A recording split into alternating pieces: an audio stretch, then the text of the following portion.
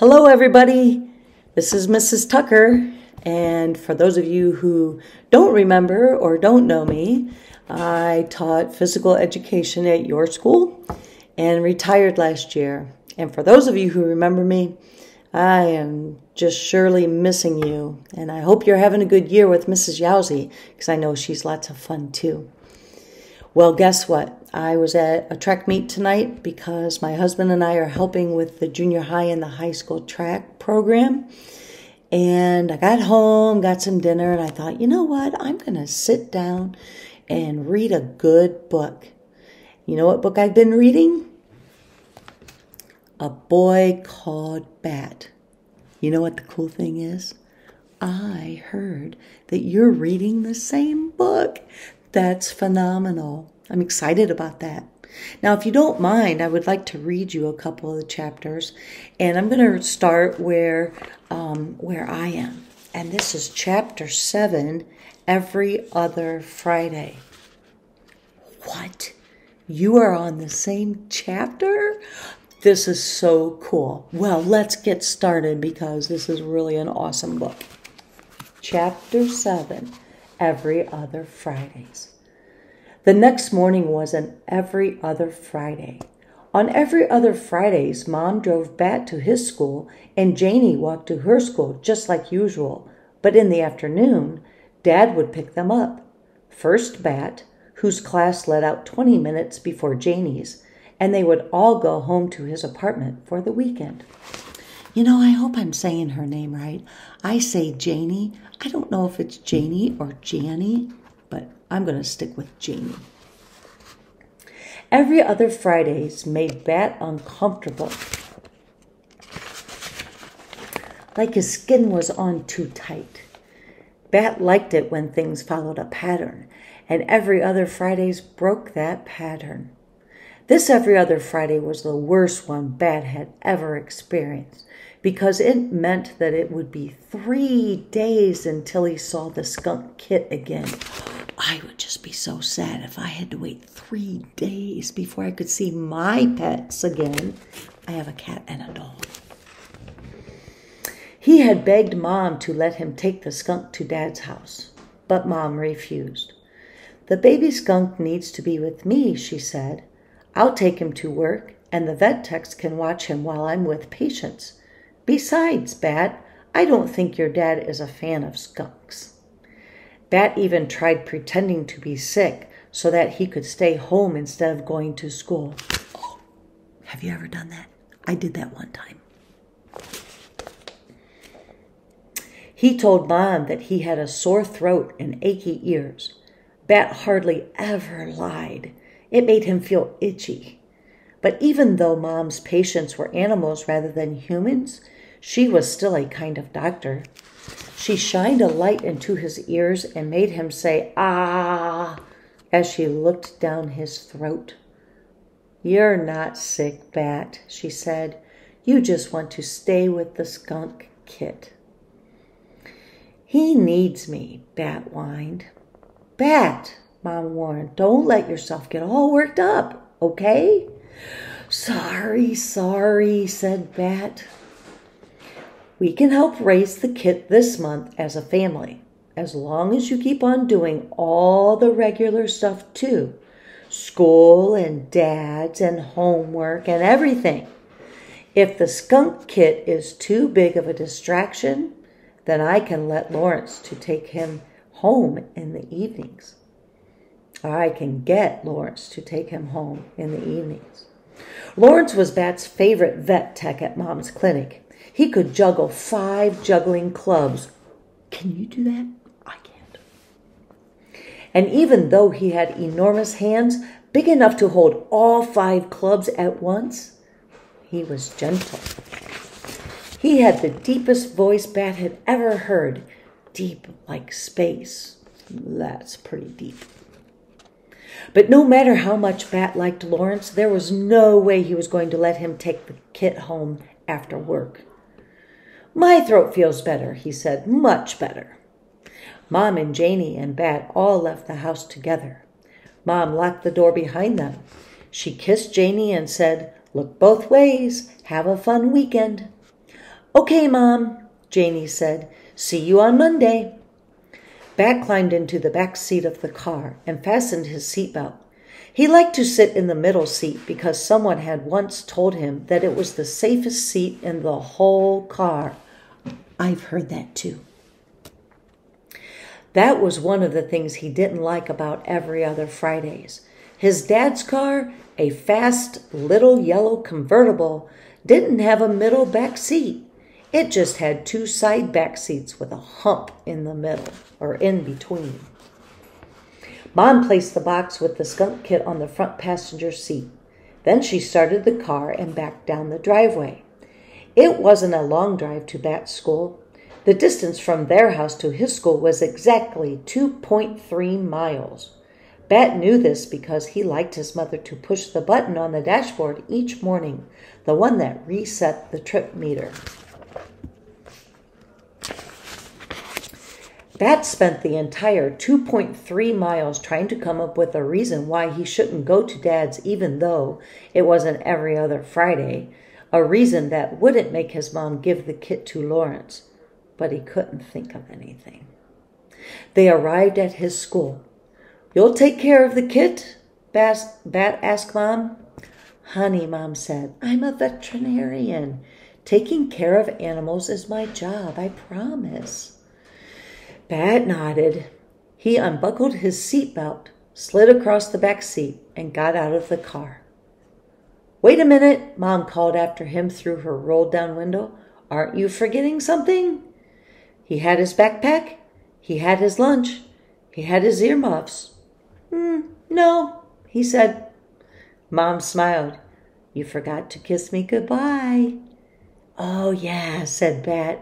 He walked back over to the car and stuck his head through Mom's window.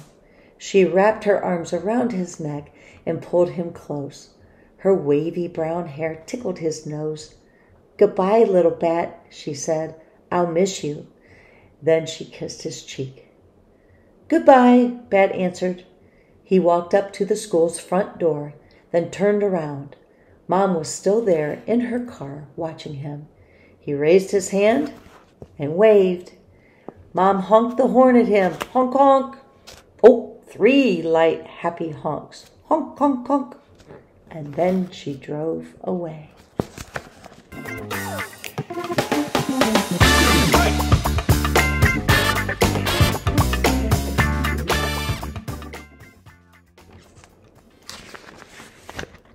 Now we have chapter 8, 16 Islets.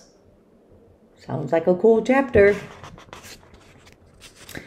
Sometimes Bat wished that Janie went to his school because it would be kind of neat to see her in the hallways and at lunchtime.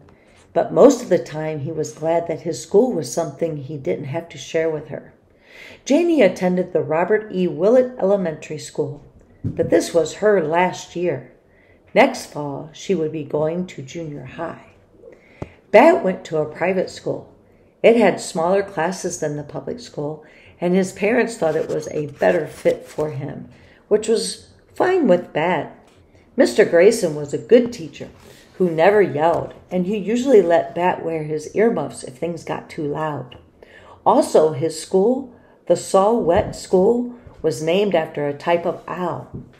The main hallway of the Saw-Whet School was a busy place until 8:35 a.m. when class officially started. Until then, it was full of parents walking the younger kids, those in kindergarten and first grade, to their classes, and older kids walking themselves, all while the principal, Mrs.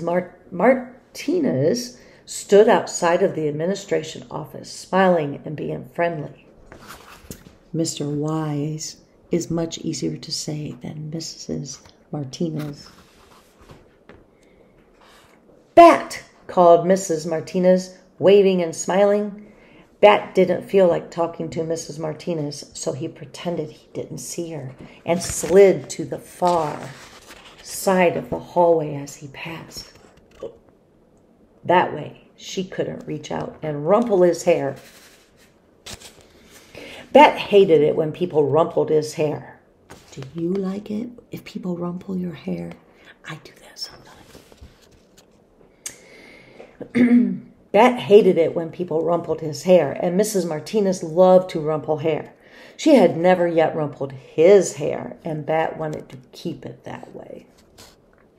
Bat liked the main hallway better when all the other kids were in their classrooms. Right now, Luca and Israel, two kids in Bat's same class, were struggling out of their rain boots on the big rubber mat.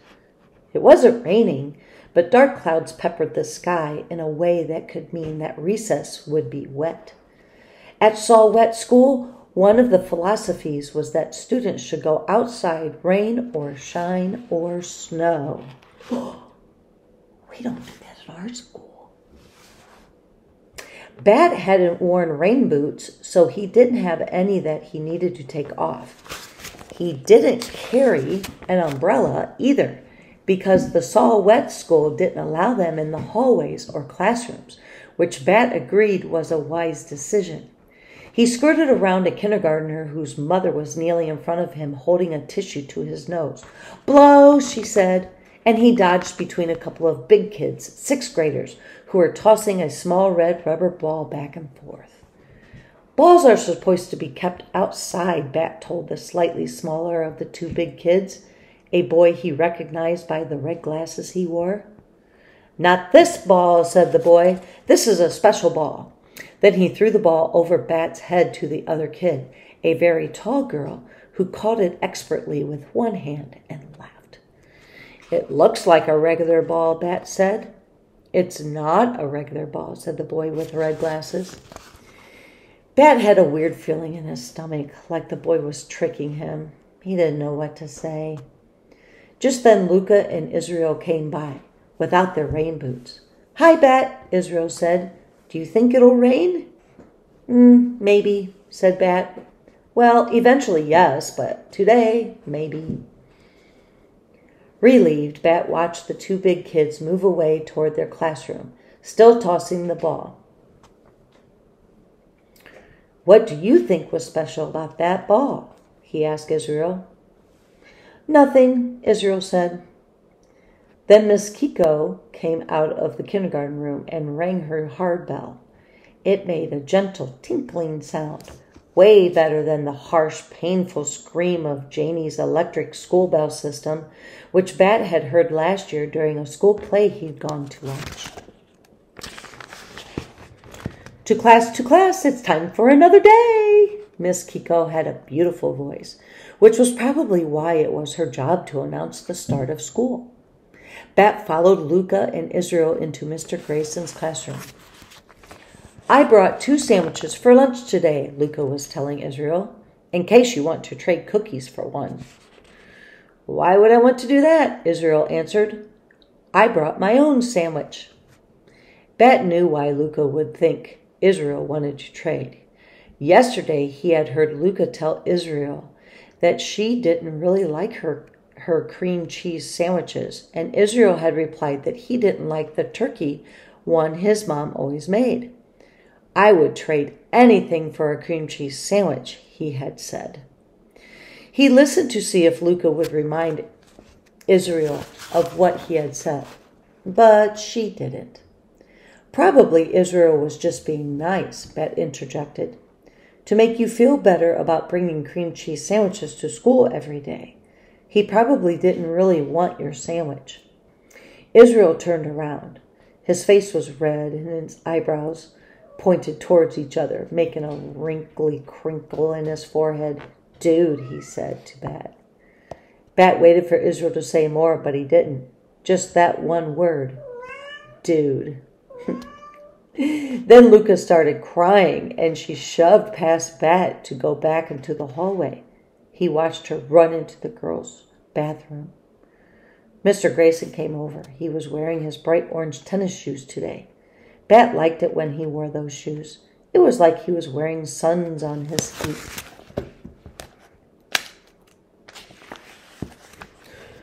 "What's the problem, friends?" he asked. "Bat embarrassed Luca," Israel said, really loudly, making Bat wish he had his earmuffs. They were in his backpack on his back. "I'm sure you didn't mean to embarrass her, did you, Bat?" asked Mr. Grayson. There were 16 eyelets on each of his shoes. Bat counted. 8 on the left side, 8 on the right side. That made 32 eyelets. Bat, can you look up at my face? Mr. Grayson asked. Bat shook his head. 32 eyelets. His own shoes had half as many. 16 eyelets, 4 on each side of each shoe. Mr. Grayson sighed. Okay, Bat, go sit at your table. Bat wondered if anyone in the class had more eyelets in their shoes than Mr. Grayson. He kept his eyes on shoes as he walked through the classroom. Nope, no one did. Well, I can't wait to read the rest of this book. It was great reading to you kids. I hope you have a marvelous day. See you later.